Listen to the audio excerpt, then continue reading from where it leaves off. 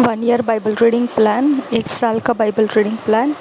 Matthew 17 chapter 14th verse से लेकर 18th verse तक, 14th वर्स से लेकर 18 चैप्टर 1 to 14 वर्स तक, और एक्सोडस 8 चैप्टर 9 चैप्टर। मत्ती रचित सुसमाचार 17 अध्याय में से 14 वचन से लेकर पढ़ते जाएंगे। 18 अध्याय में 1 वचन से 14 वचन तक आगे पढ़ना है, और निर्गमन की पुस्तक 8 अध्याय और 9 अध्याय हम इंग्लिश में से BSI बाइबल में से पढ़ेंगे, हिंदी में इंग्लिश में से किंग्स जेम्स वर्शन में से पढ़ेंगे, हिंदी में से BSI बाइबल में से पढ़ेंगे।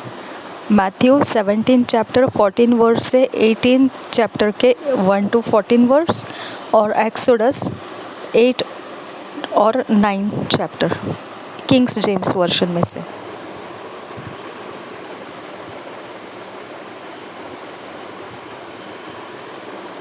Matthew 17th chapter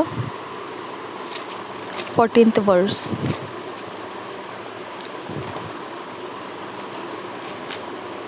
Kings James version में से पढ़ेंगे।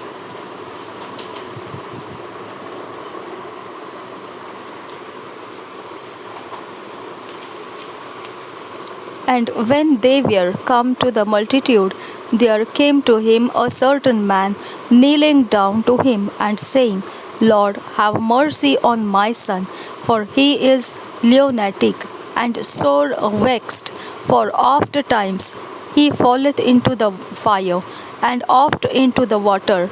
And I brought him to thy disciples, and they could not cure him. Then Jesus answered and said, O faithless and perverse generation, how long shall I be with you? How long shall I suffer you? Bring him hither to me. And Jesus rebuked the devil, and he departed out of him, and the child was cured from that very hour. Then came the disciples to Jesus apart and said, Why could not we cast him out? And Jesus said unto them, Because of your unbelief. For verily I say unto you, if ye have faith as a grain of mustard seed, ye shall say unto this mountain, Remove hence to yonder place, and it shall remove, and nothing shall be impossible unto you. Howbeit this kind goeth not out but by prayer and fasting. And while they abode in Galilee, Jesus said unto them, The Son of Man shall be betrayed into the hands of men, and they shall kill him, and the third day he shall be raised again. And they were exceeding sorry. And when they were come to Capernaum, they that received tribute money came to Peter and said, Doeth not your master pay tribute?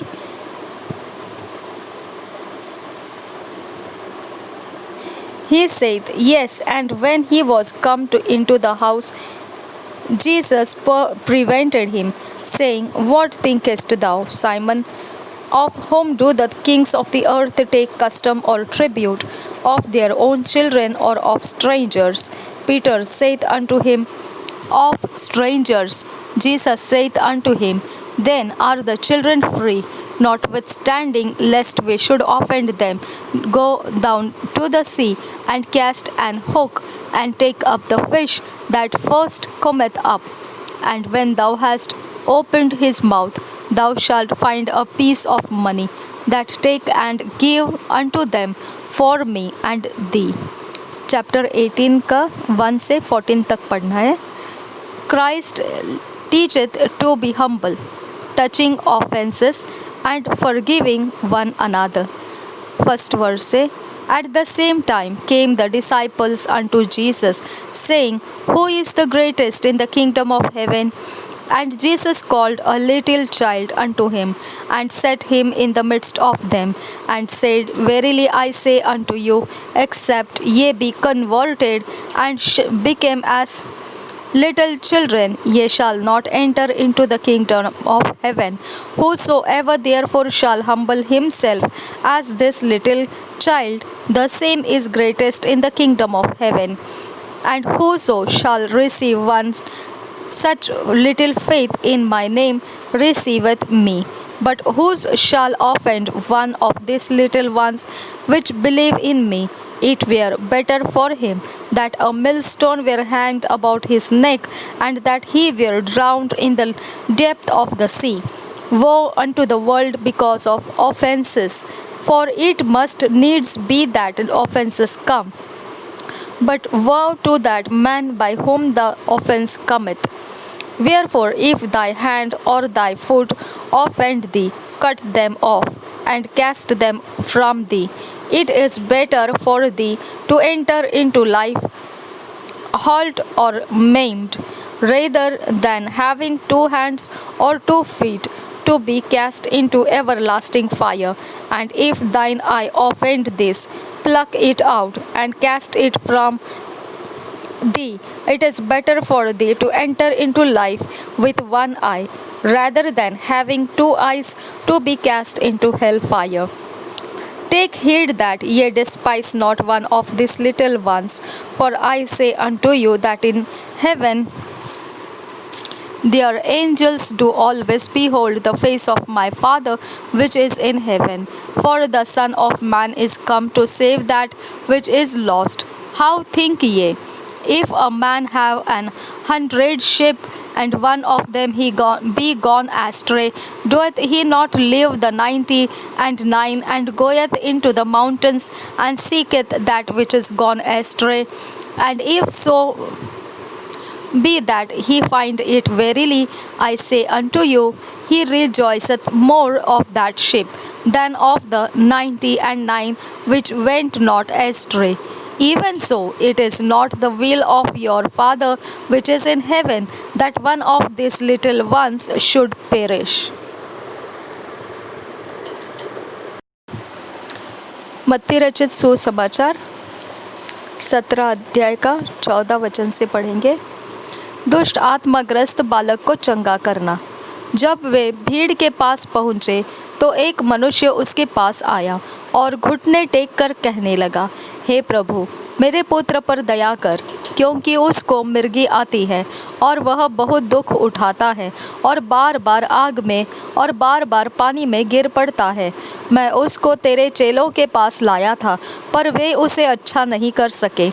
यीशु ने उत्तर दिया, हे अविश्वासी और हठीले लोगों, मैं कब तक तुम्हारे साथ रहूँगा, कब तक तुम्हारी सहूँगा? उसे यहाँ मेरे पास लाओ। तब यीशु ने दुष्ट आत्मा को डांटा और वह उसमें से निकल गई और लड़का उसी घड़ी अच्छा हो गया। तब चेलों ने एकांत में यीशु के पास आकर कहा, हम उसे क्यों नहीं निकाल सके? उसने उनसे कहा, अपने विश्वास की घटी के कारण, क्योंकि मैं तुमसे सच कहता हूँ, यदि तुम्हारा विश्वास राई के दाने के बराबर भी हो तो इस पहाड़ से कह सकोगे, यहाँ से सरक कर वहाँ चला जा, तो वह चला जाएगा। और कोई बात तुम्हारे लिए असंभव न होगी। पर यह जाति बिना प्रार्थना और उपवास के नहीं निकलती। अपनी मृत्यु के विषय यीशु की पुनः भविष्यवाणी। 22 वचन से आगे। जब वे गलील में थे तो यीशु ने उनसे कहा, मनुष्य का पुत्र मनुष्यों के हाथ में पकड़वाया जाएगा, वे उसे मार डालेंगे और वह तीसरे दिन जी उठेगा। इस पर वे बहुत उदास हुए। मंदिर का कर जब वे कफरनहूम पहुँचे तो मंदिर का कर लेने वालों ने पतरस के पास आकर पूछा, क्या तुम्हारा गुरु मंदिर का कर नहीं देता? उसने कहा, हाँ देता है। जब वह घर में आया तो यीशु ने उसके पूछने से पहले ही उससे कहा, हे शमौन, तू क्या सोचता है? पृथ्वी के राजा महसूल या कर किन से लेते हैं, अपने पुत्रों से या परायों से? पतरस ने उससे कहा, परायों से। यीशु ने उससे कहा, तो पुत्र बच गए, तो भी इसलिए कि हम उन्हें ठोकर न खिलाए। तू झील के किनारे जाकर बंसी डाल और जो मछली पहले निकले उसे ले। उसका मुंह खोलने पर तुझे एक सिक्का मिलेगा, उसी को लेकर मेरे और अपने बदले उन्हें दे देना। स्वर्ग के राज्य में बड़ा कौन? 1 वचन से 14 वचन तक पढ़ेंगे। 18 अध्याय 1 वचन से। उस घड़ी चेले यीशु के पास आकर पूछने लगे, स्वर्ग के राज्य में बड़ा कौन है? इस पर उसने एक बालक को पास बुलाकर उनके बीच में खड़ा किया और कहा, मैं तुमसे सच कहता हूँ कि जब तक तुम न फिरो और बालकों के समान न बनो, तुम स्वर्ग के राज्य में प्रवेश करने नहीं पाओगे। जो कोई अपने आप को इस बालक के समान छोटा करेगा, वह स्वर्ग के राज्य में बड़ा होगा। और जो कोई मेरे नाम से एक ऐसे बालक को ग्रहण करता है, वह मुझे ग्रहण करता है। पर जो कोई इन छोटों में से जो मुझ पर विश्वास करते हैं एक को ठोकर खिलाए, उसके लिए भला होता कि बड़ी चक्की का पाट उसके गले में लटकाया जाता और वह गहरे समुद्र में डुबाया जाता। ठोकरों के कारण संसार पर हाय, ठोकरों का लगना अवश्य है, पर हाय उस मनुष्य पर जिसके द्वारा ठोकर लगती है। यदि तेरा हाथ या तेरा पाँव तुझे ठोकर खिलाए, तो उसे काट कर फेंक दे। टुंडा या लंगड़ा होकर जीवन में प्रवेश करना तेरे लिए इससे भला है कि 2 हाथ या 2 पाँव रहते हुए तू अनंत आग में डाला जाए।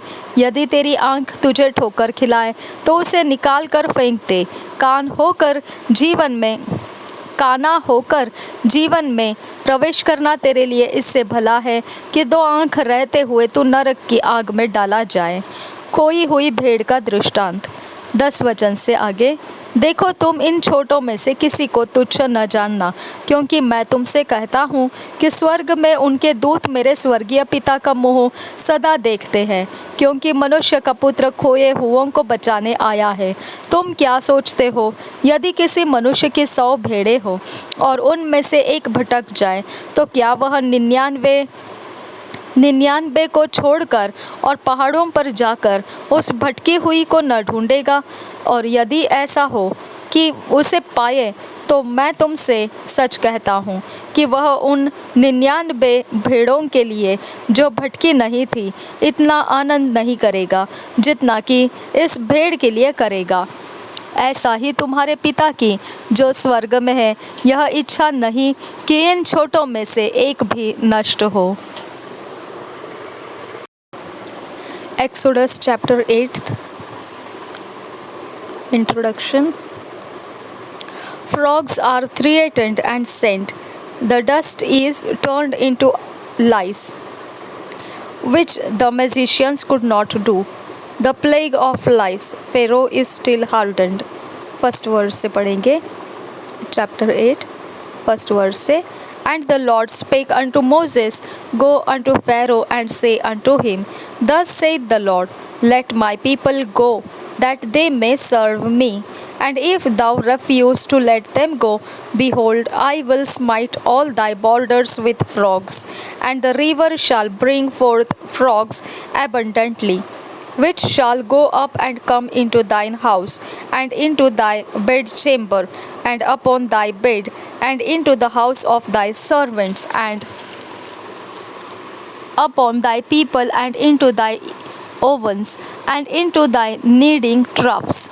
And the frogs shall come up both on thee, and upon thy people, and upon all thy servants. And the Lord spake unto Moses, Say unto Aaron, Stretch forth thine hand with thy rod over the streams, over the rivers, and over the ponds, and cause frogs to come up upon the land of Egypt.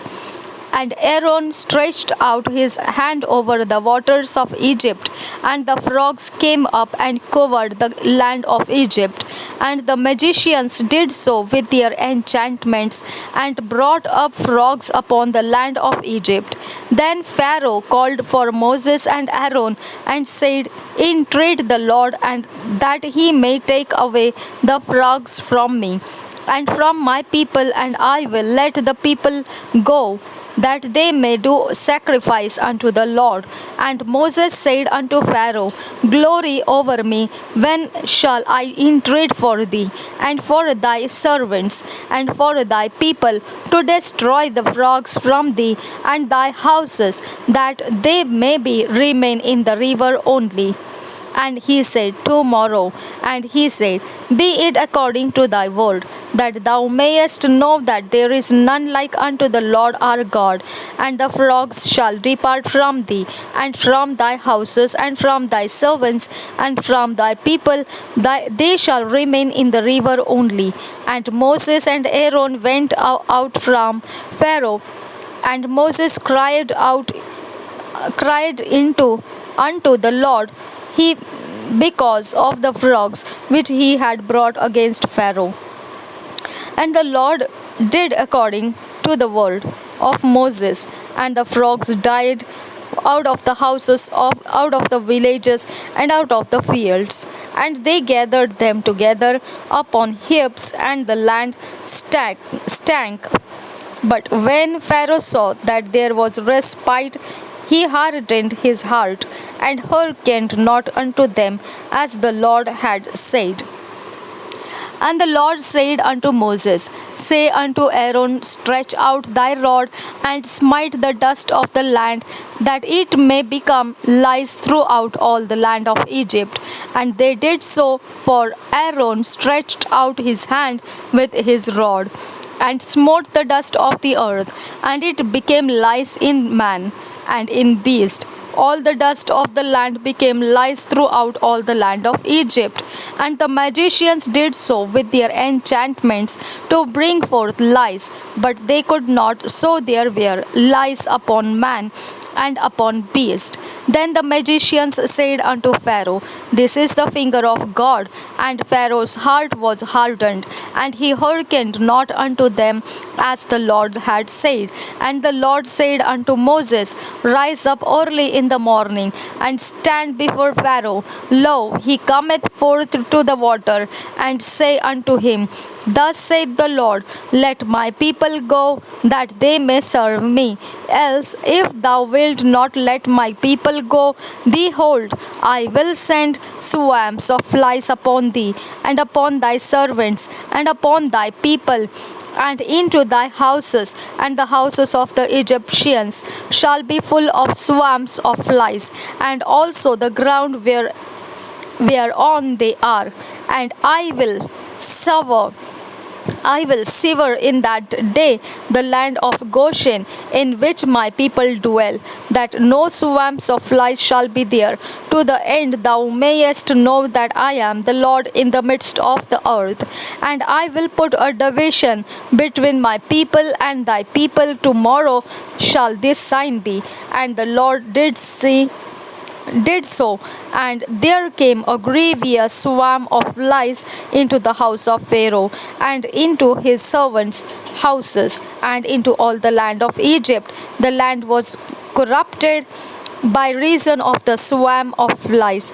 And Pharaoh called for Moses and for Aaron, and said, Go ye, sacrifice to your God in the land. And Moses said, It is not meet so to do, for we shall sacrifice the abomination of the Egyptians to the Lord our God. Lo, shall we sacrifice the abomination of the Egyptians before their eyes? And will they not stone us? We will go 3 days' journey into the wilderness, and sacrifice to the Lord our God as he shall command us. And Pharaoh said, I will let you go, that ye may sacrifice to the Lord your God in the wilderness. Only ye shall not go very far away in trade for me. And Moses said, Behold, I go out from thee, and I will entreat the Lord that the swarms of flies may depart from Pharaoh, from his servants, and from his people tomorrow. But let not Pharaoh deal deceitfully any more in not letting the people go to sacrifice to the Lord. And Moses went out from Pharaoh, and entreated the Lord. And the Lord did according to the word of Moses, and he removed the swarms of flies from Pharaoh, from his servants, and from his people. There remained not one. And Pharaoh hardened his heart at this time also, neither would he let the people go. Chapter 9. The murrain of beasts, the plague of boils and blains of hail, Pharaoh swayeth to Moses, but yet is hardened. First verse से पढ़ेंगे. Then the Lord said unto Moses, Go in unto Pharaoh and tell him, Thus saith the Lord God of Hebrews, Let my people go, that they may serve me. For if thou refuse to let them go, and wilt hold them still, behold, the hand of the Lord is upon thy cattle which is in the field, upon the horses, upon the asses, upon the camels, upon the oxen, and upon the sheep there shall be a very grievous murrain. And the Lord shall sever between the cattle of Israel and the cattle of Egypt, and there shall nothing die of all that is the children of Israel. And the Lord appointed a set time, saying, Tomorrow the Lord shall do this thing in the land. And the Lord did that thing on the morrow, and all the cattle of Egypt died. But of the cattle of the children of Israel died not one. And Pharaoh sent, and behold, there was not one of the cattle of the Israelites dead. And the heart of Pharaoh was hardened, and he did not let the people go. And the Lord said unto Moses and unto Aaron, Take to you handfuls of ashes of the furnace, and let Moses sprinkle it toward the heaven in the sight of Pharaoh, and it shall become small dust in all the land of Egypt, and shall be a boiling breaking forth with blinds upon men and upon beasts throughout all the land of Egypt.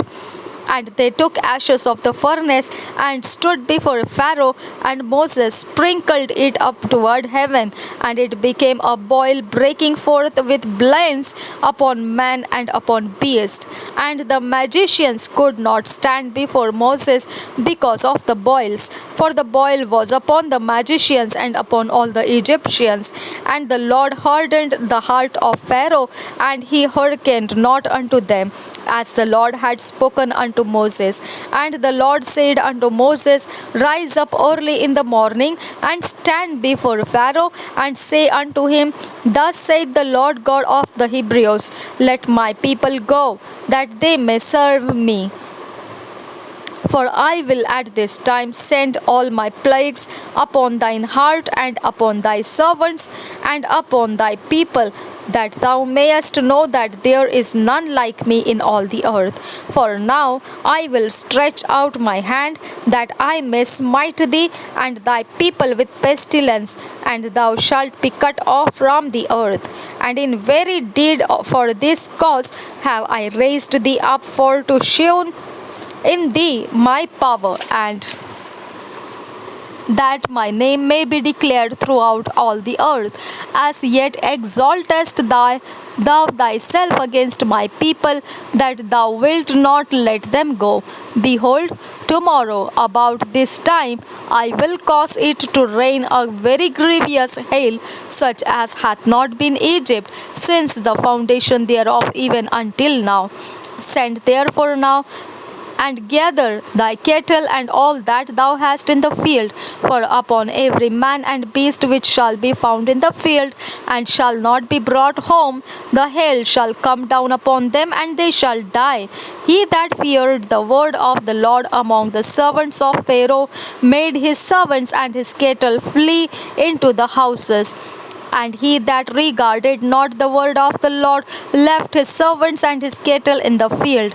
And the Lord said unto Moses, Stretch forth thine hand toward heaven, and that there may be hail in all the land of Egypt upon man and upon beast, and upon every herb of the field throughout the land of Egypt. And Moses stretched forth his rod toward heaven, and the Lord sent thunder and hail, and the fire ran up along upon the ground, and the Lord rained hail upon the land of Egypt. So there was hail and fire mingled with the hail, very grievous, such as there was none like it in all the land of Egypt, since it became a nation. And the hail smote throughout all the land of Egypt, all that was in the field, both man and beast. And the hail smote every herb of the field, and brake every tree of the field. Only in the land of Goshen, where the children of Israel were, was there no hail. And Pharaoh sent and called for Moses and Aaron, and said unto them, I have sinned this time. The Lord is righteous. And I say, I and my people are wicked. Entreat the Lord, for it is enough that there be no more mighty thunderings and hail, and I will let you go, and ye shall stay no longer. And Moses said unto him, As soon as I am gone out of the city, I will spread abroad my hands unto the Lord, and the thunder shall cease, neither shall there be any more hail, that thou mayest know how that the earth is the Lord's. But as for thee and thy servants, I know that ye will not yet fear the Lord God. And the flax and the barley was smitten, for the barley was in the air, and the flax was bold. And the flax was bold. But the wheat and the rice were not smitten, for they were not grown up. And Moses went out of the city from Pharaoh, and spread abroad his hands unto the Lord, and the thunders and hail ceased, and the rain was not poured upon the earth. And when Pharaoh saw that the rain and hail and the thunders were ceased, he sinned yet more, and hardened his heart, he and his servants. And the heart of Pharaoh was hardened, neither would he let the children of Israel go, as the Lord had spoken by Moses. निर्गमन 8 अध्याय पहले वचन से पढ़ेंगे। मेंढकों का आक्रमण। तब यहोवा ने फिर मूसा से कहा, फिरौन के पास जाकर कहे, यहोवा तुझसे इस प्रकार कहता है, मेरी प्रजा के लोगों को जाने दे, जिससे वे मेरी उपासना करें। परंतु यदि उन्हें जाने न देगा तो सुन, मैं मेंढक भेजकर तेरे सारे देश को हानि पहुंचाने वाला हूँ, और नील नदी मेंढकों से भर जाएगी, और वे तेरे भवन में और तेरे बिछौने पर और तेरे कर्मचारियों के घरों में और तेरी प्रजा पर, वरन तेरे तंदूरों और कठौतियों में भी चढ़ जाएंगे, और तुझ पर और तेरी प्रजा और तेरे कर्मचारियों सबों पर मेंढक चढ़ जाएंगे। फिर यहोवा ने मूसा को आज्ञा दी, हारून से कह दे कि नदियों, नहरों और झीलों के ऊपर लाठी के साथ अपना हाथ बढ़ाकर मेंढकों को मिस्र देश पर चढ़ा ले आए। तब हारून ने मिस्र के जलाशयों के ऊपर अपना हाथ बढ़ाया, और मेंढकों ने मिस्र देश पर चढ़कर उसे छा लिया। और जादूगर भी अपने तंत्र मंत्रों से उसी प्रकार मिस्र देश पर मेंढक चढ़ा ले आए। तब फिरौन ने मूसा और हारून को बुलवा कर कहा, यहोवा से विनती करो कि वह मेंढकों को मुझसे और मेरी प्रजा से दूर करे, और मैं इस्राएली लोगों को जाने दूं, जिससे वे यहोवा के लिए बलिदान करें। तब मूसा ने फिरौन से कहा, इतनी बात के लिए तू मुझे आदेश दे कि अब मैं तेरे और तेरे कर्मचारियों और प्रजा के निमित्त कब विनती करूं कि यहोवा तेरे पास से और तेरे घरों में से मेंढकों को दूर करे, और वे केवल नील नदी में पाए जाए। उसने कहा, कल।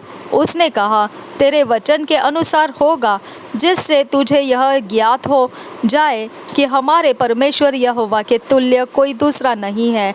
और मेंढक तेरे पास से और तेरे घरों में से और तेरे कर्मचारियों और प्रजा के पास से दूर होकर केवल नदी में रहेंगे।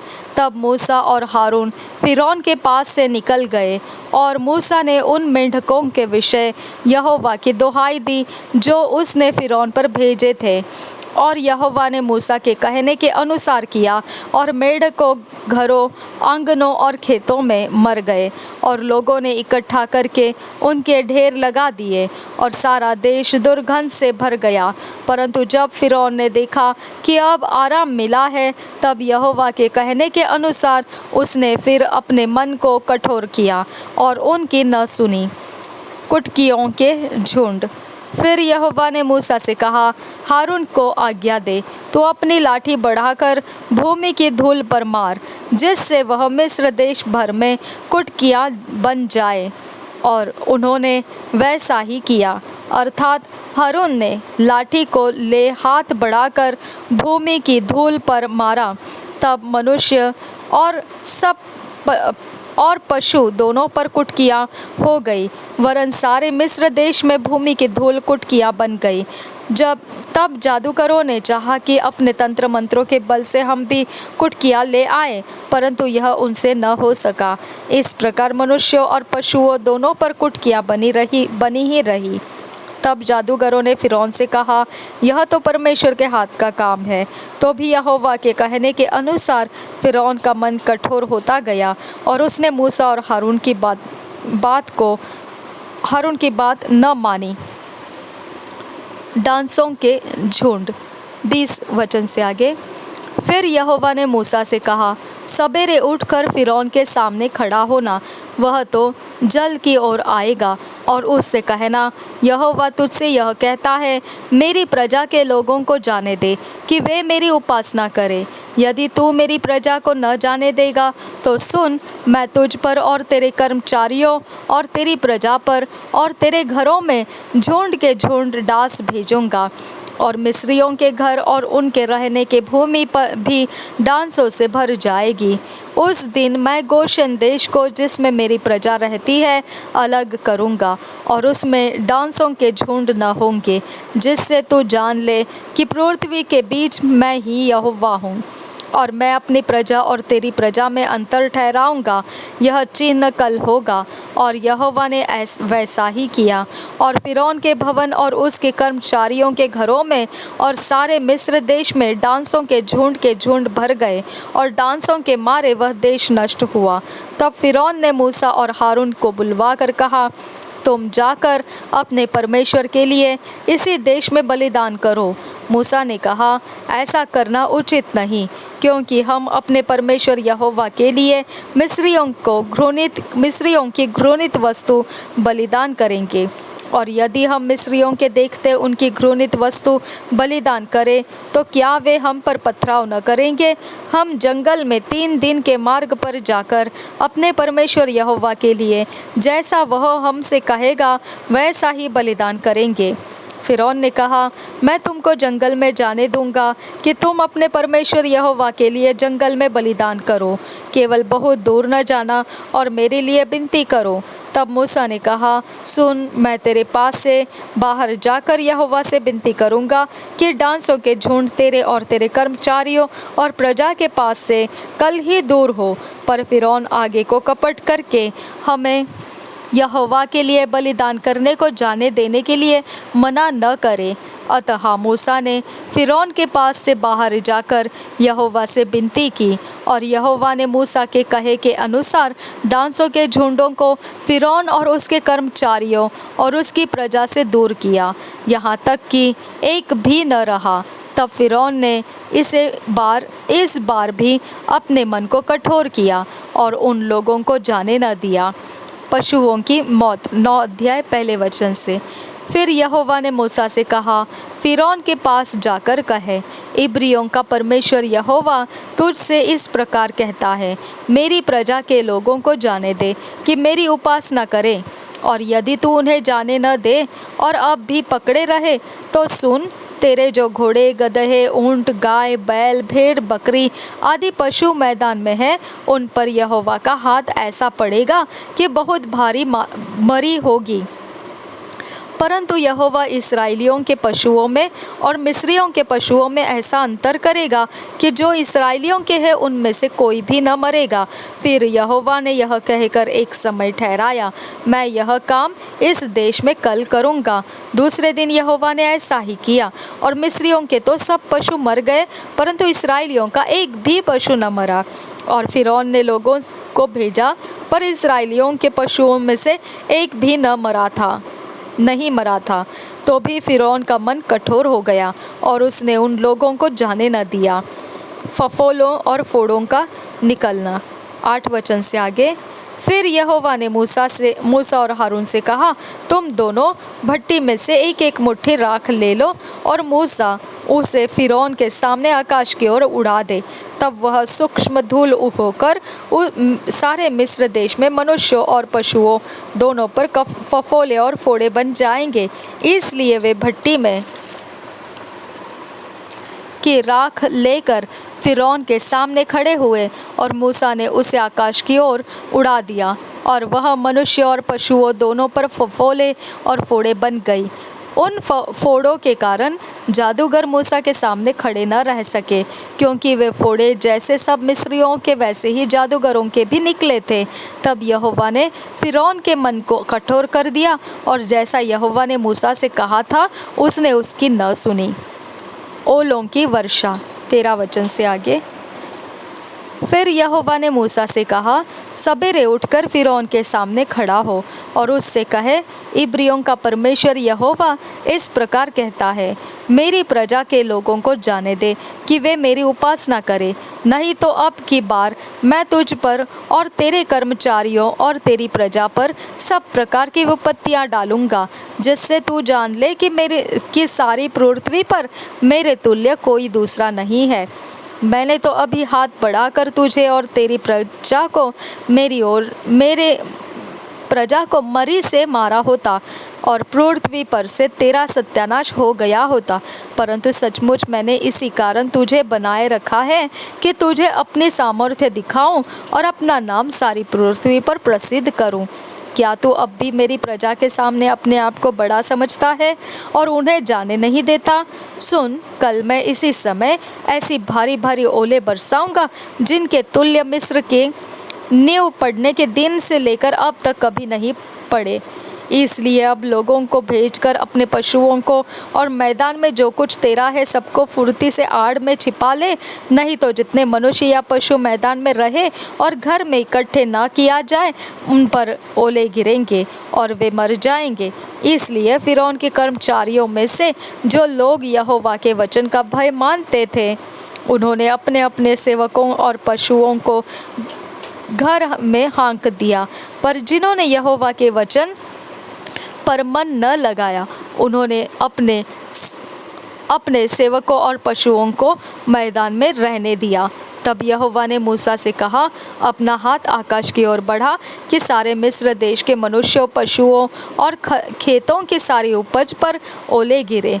तब मूसा ने अपनी लाठी को आकाश की ओर उठाया और यहोवा के सामर्थ्य से मेघ गरजने और ओले बरसने लगे और आग पृथ्वी तक आती रही। इस प्रकार यहोवा ने मिस्र देश पर ओले बरसाए। जो ओले गिरते थे उनके साथ आग भी मिली हुई थी, और वे ओले इतने भारी थे कि जब से मिस्र देश बसा था तब से मिस्र भर में ऐसे ओले कभी न गिरे थे। इसलिए मिस्र भर के खेतों में क्या मनुष्य क्या पशु जितने थे सब ओलों से मारे गए, और ओलों से खेत की सारी उपज नष्ट हो गई और मैदान के सब वृक्ष भी टूट गए। केवल गोशेन प्रदेश में जहाँ इस्राएली बसते थे ओले नहीं गिरे। तब फ़िरौन ने मूसा और हारून को बुलवा भेजा और उनसे कहा, इस बार मैंने पाप किया है, यहोवा धर्मी है और मैं और मेरी प्रजा अधर्मी है। मेघों का गरजना और ओलों का बरसना तो बहुत ही हो गया। अब यहोवा से विनती करो, तब मैं तुम लोगों को जाने दूंगा और तुम न रोके जाओगे। मूसा ने उनसे कहा, नगर से निकलते ही मैं यहोवा की ओर हाथ फैलाऊंगा, तब बादल का गरजना बंद हो जाएगा और ओले फिर न गिरेंगे। इससे तो जान लेगा कि पृथ्वी यहोवा ही की है। तो भी मैं जानता हूँ कि न तो तू और न तेरे कर्मचारी यहोवा परमेश्वर का भय मानेंगे। सन और जौ तो ओलों से मारे गए, क्योंकि जौ की बालें निकल चुकी थी और सन में फूल लगे हुए थे, पर गेहूँ और कठिया गेहूँ जो बड़े न थे, इस कारण वे मारे न गए। जब मूसा ने फ़िरौन के पास से नगर के बाहर निकलकर यहोवा की ओर हाथ फैलाए, तब बादल का गरजना और ओलों का बरसना बंद हुआ और फिर बहुत मेह भूमि पर न पड़ा। परंतु यह देख कर कि मेह और ओलों और बादल का गरजना बंद हो गया, फ़िरौन ने अपने कर्मचारियों समेत फिर अपने मन को कठोर करके पाप किया। इस प्रकार फ़िरौन का मन हठीला होता गया और उसने इस्राएलियों को जाने न दिया, जैसा कि यहोवा ने मूसा के द्वारा कहलाया था। 2 साल का Bible reading plan. Matthew 9 chapter 27 से 38 वर्स तक और genesis 25 chapter. 2 years Bible reading plan. मत्ती रचित सुसमाचार 9 अध्याय 27 से 38 वचन और उत्पत्ति 25 अध्याय। हम 2 साल के बाइबल रीडिंग प्लान को बाइबल स्टडी में इस्तेमाल कर रहे हैं। हमने इसे व्यक्तिगत समय में पढ़ना है, नोट्स निकालना है, प्रचारकों से प्रचार सुन के उसके विषय में जानकारी इकट्ठा करके अपने आप को इन वचनों के अधीन देना है और परमेश्वर हमारे साथ इन वचनों में से बातें करे। प्रभु यीशु हमारे साथ बना रहे। आमीन, आमीन, आमीन।